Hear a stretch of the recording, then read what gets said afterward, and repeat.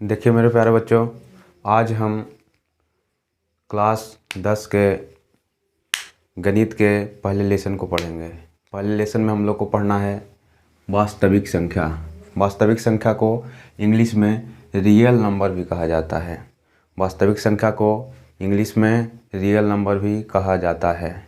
वास्तविक संख्या में हम लोग को पढ़ना है परिमेय संख्या और अपरिमेय संख्या।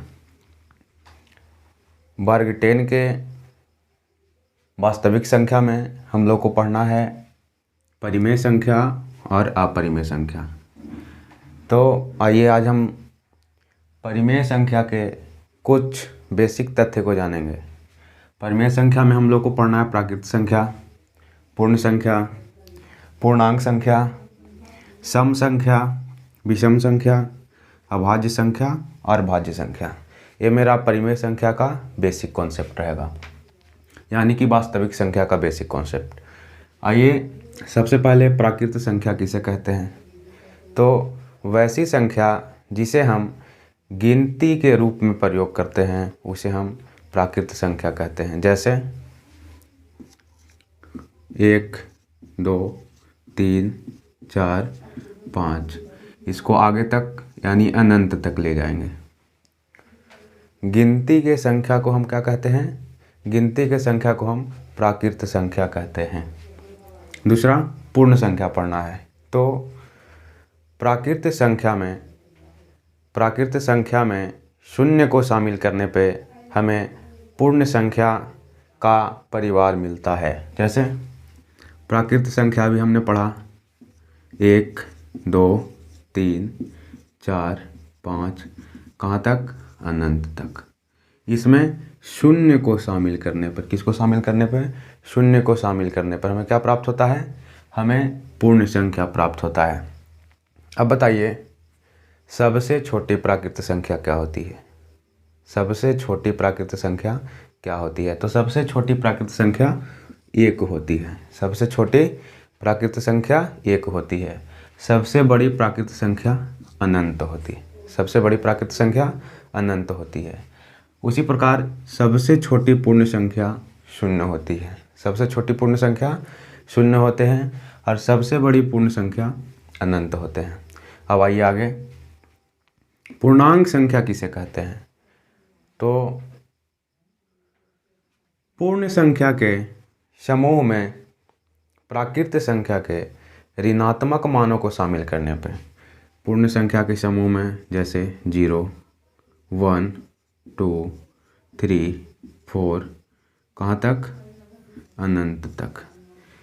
इसमें प्राकृत संख्या के ऋणात्मक मान, प्राकृत संख्या के कैसा मान? प्राकृत संख्या के ऋणात्मक मान को शामिल करने पे हमें क्या प्राप्त होता है? तो हमें पूर्णांक संख्या प्राप्त होता है। आगे सम संख्या, वैसी संख्या जो 2 से पूर्णतः विभाजित हो। कैसी संख्या? तो वैसी संख्या जो 2 से पूर्णतः विभाजित हो उसे हम सम संख्या कहते हैं। उसे हम क्या कहते हैं? सम संख्या कहते हैं। जैसे 2, 4, 6, 8, 10, इसी प्रकार कहाँ तक? अनंत तक। अब बताइए सबसे छोटी सम संख्या क्या होती है? सबसे छोटी सम संख्या, तो सबसे छोटी सम संख्या 2 होती है और सबसे बड़ी सम संख्या, तो सबसे बड़ी सम संख्या होती है अनंत। विषम संख्या, वैसी संख्या जो 2 से पूर्णतः विभाजित ना हो। वैसी संख्या जो 2 से पूर्णतः विभाजित ना हो उसे हम क्या कहते हैं? तो उसे हम विषम संख्या कहते हैं। जैसे 1, 3, 5, 7, 9, कहाँ तक? अनंत तक। अब बताइए अभाज्य संख्या किसे कहते हैं? किसके बारे में पढ़ रहे हैं हम लोग? अभाज्य संख्या के बारे में। अभाज्य संख्या किसे कहते हैं? तो वैसी संख्या जो स्वयं एवं 1 को छोड़कर, कैसी संख्या? तो वैसी संख्या जो स्वयं एवं 1 को छोड़कर किसी अन्य संख्या से विभाज्य ना हो, किसी अन्य संख्या से ना कटे, उसे हम क्या कहते हैं? उसे हम अभाज्य संख्या कहते हैं। जैसे में देखेंगे 2, जैसे 2, 3, 5, 7 अनंत तक। क्या 2 एक और खुद के अलावे किसी और संख्या से कट रही है? नहीं कटती है। क्या 3 एक और खुद के अलावा किसी और संख्या से कटती है? नहीं।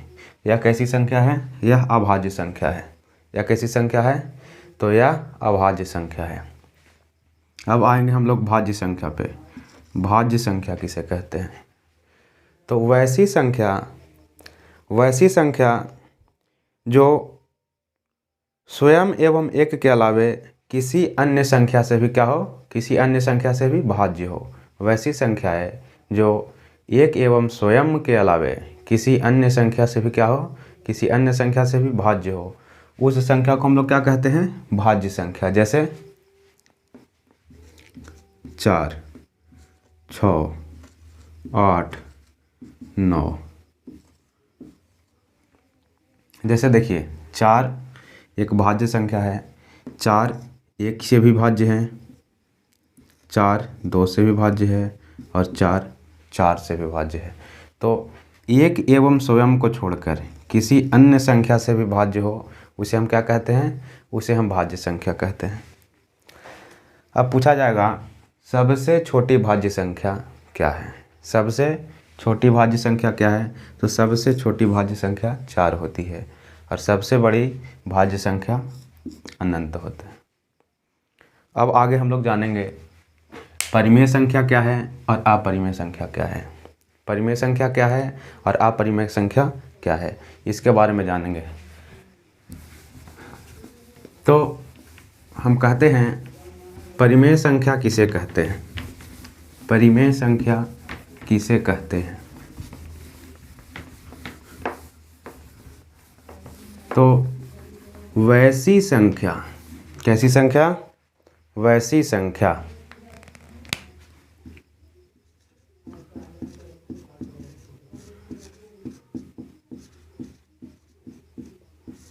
वैसी संख्या जिसे P/Q के रूप में, किसके रूप में? P/Q के रूप में लिखा जाता हो।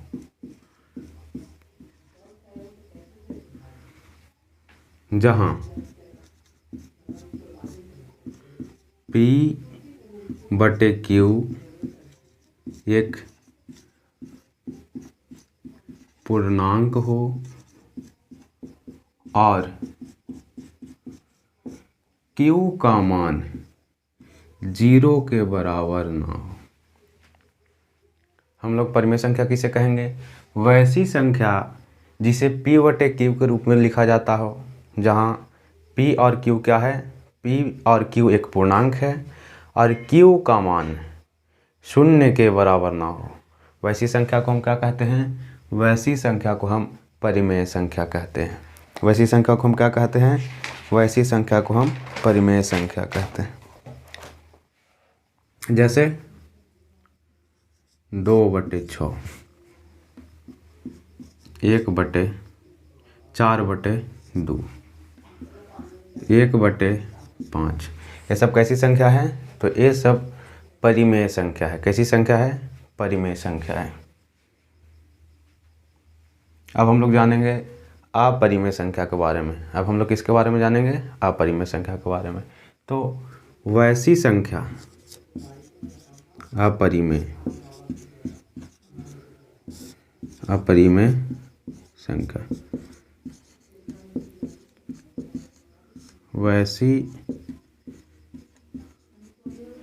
संख्याएं जिसे P/Q के रूप में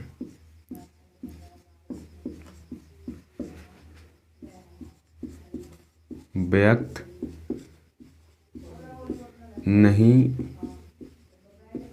किया जा सकता हो, वैसी संख्या है जिसे p/q के रूप में व्यक्त नहीं किया जा सकता हो तथा p और